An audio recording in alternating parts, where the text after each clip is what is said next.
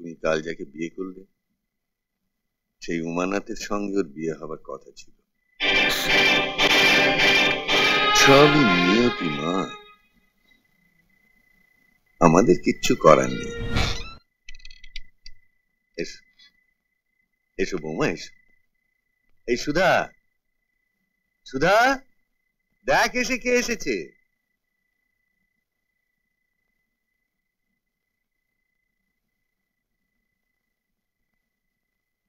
বৌদিকে কি সুন্দর দেখাচ্ছে, তাই না বাবা? চলো বৌদি, আমার ঘরে চলো।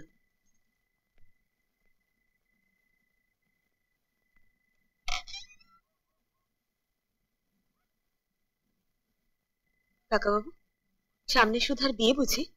দিন 10 পরে ওর বিয়ে হবার কথা ছিল, হয়নি। হলো না কেন? হলো না কেন কি বলি বলতো? সুধার বর পছন্দ হয়নি বুঝি? না, পছন্দ অপছন্দের কোনো ব্যাপার ছিল না। সুধা ছোটবেলাতেই তার বরকে পছন্দ করে রেখেছিল। বর কি এই গাঁয়েরই ছেলে? শুধু এই গাঁয়েরই নয়, বর আমাদের একেবারে ঘরেরই ছেলে। তুমি কাল যাকে বিয়ে করলে সেই উমানাথের সঙ্গে ওর বিয়ে হবার কথা ছিল।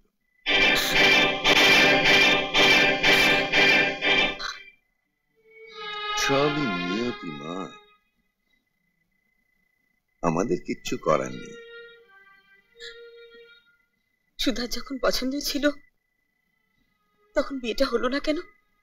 হলো না তার কারণ, থাক না এইসব কথা শুনে তোমার কাজ নেই। আমি বরং দেখি চাটা হলো কিনা। বলুন না, কেন হলো না?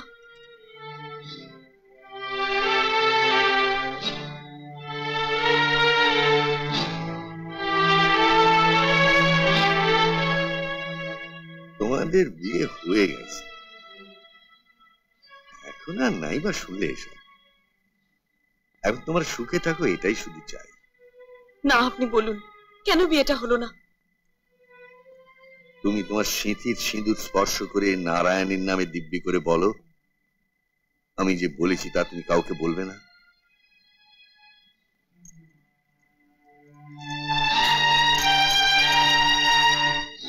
আমি নারায়ণের নামে দিব্যি দিয়ে বলছি, কাউকে বলবো না। দাঁড়াও, দরজাগুলো বন্ধ করে দিই। আমি তো সুধাকেও কিছু বলিনি।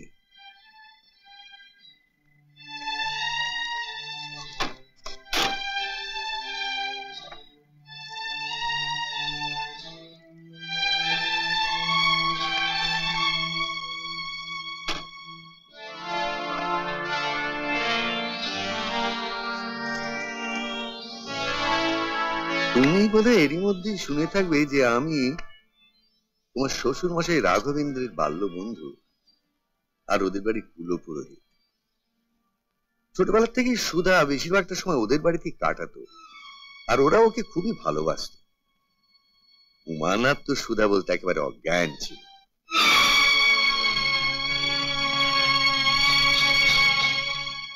আমি আগেই উমানাথের কোষ্ঠী দেখেছিলাম। গত মাসে হঠাৎ কি মনে হলো, আমি ওর হস্ত পরীক্ষা করার জন্য ওকে ডেকে পাঠালাম। আর হস্ত পরীক্ষার সময় অবাক হয়ে লক্ষ্য করলাম যে ইতিমধ্যে ওর হাতে একটা নতুন রেখা দেখা দিয়েছে।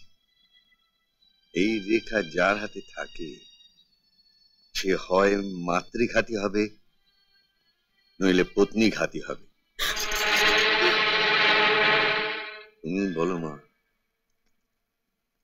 উমানাথ আমার বন্ধুর ছেলে হতে পারে, কিন্তু বাবা হয়ে জেনে শুনে কি করে তার সঙ্গে নিয়ে বিয়ে দিই?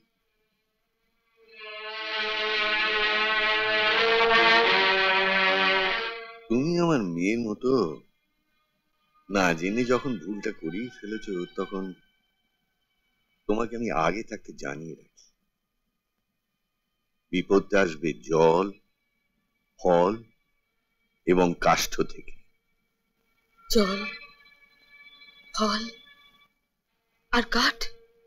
হ্যাঁ, জল, ফল আর কাঠ। তা সে যেরকম কাঠই হোক, কাষ্ঠ মানি বিপদ। আচ্ছা, এর থেকে বাঁচার কি কোনো উপায় নেই?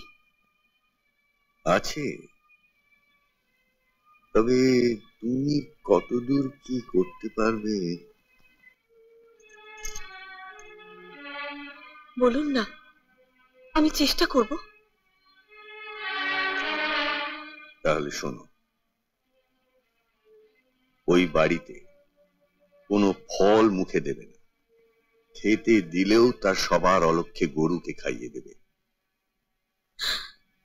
গরুকে খাইয়ে দেব? অন্যের হাতে খেতে পারো, কিন্তু স্বামীর হাতে কখনো জল খাবে না। ওর সঙ্গে জলপথে ভ্রমণ করবে না। আর উমানাথ যখনই কোনো কাঠে হাত দেবে, তখন নিজেকে একটু নিরাপদ দূরত্বে সরিয়ে নেবে। ও কিন্তু ওই কাঠ দিয়ে নিজের অজান্তে তোমাকে আঘাত করে বসতে পারে।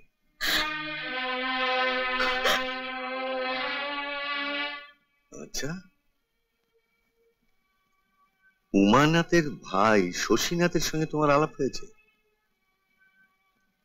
ও বাবার ছাত্র ছিল, ওকে আমি আগের থেকেই চিনি। ভালোই হলো।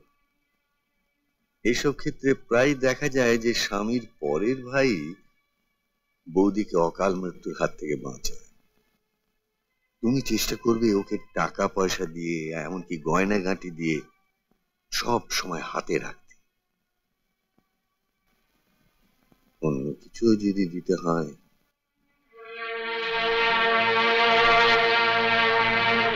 মনে থাকে যেন মা, সিঁথির সিঁদুর ছুঁয়ে নারায়ণের নামে দিব্যি করেছ।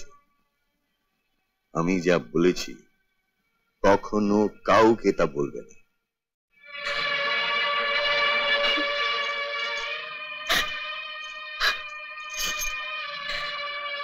না, আমি কাউকে কিচ্ছু বলবো না।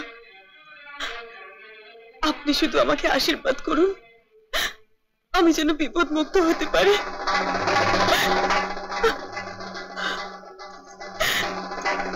শ্রী হরি তোমার সহায় হোক।